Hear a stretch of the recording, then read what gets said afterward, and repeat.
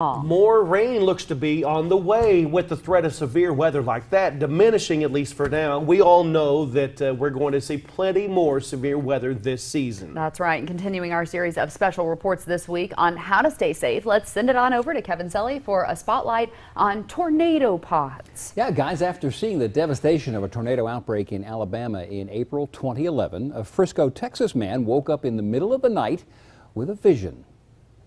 KFDX Special Weather Reports, brought to you by your Red River Best Chevy dealers and Jabot Roofing. Wes Cuba doesn't like small spaces, which makes finding him in a tiny storage unit working on a new design for a tornado shelter a bit ironic. There were people who got trapped in their standard cellar type storm shelters.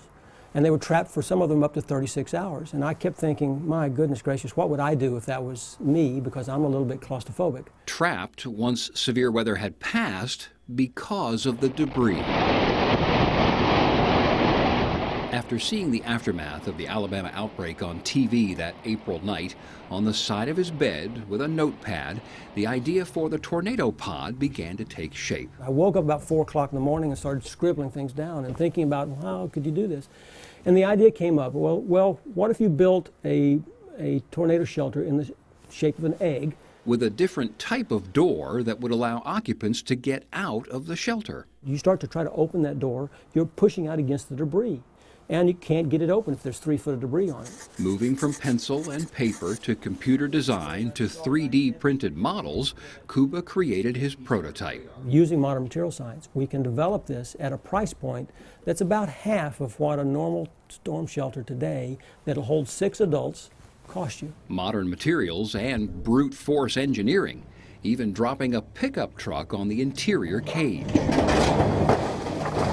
After years of research, design, and construction, the Tornadopod was ready for the missile testing needed for FEMA certification. A 2x4 traveling at 100 miles per hour. Most of the people that I've talked to have said, unless they've truly been through a tornado, do not realize the power that a tornado unleashes. Next, we travel to Plano to see if the Tornadopod holds up.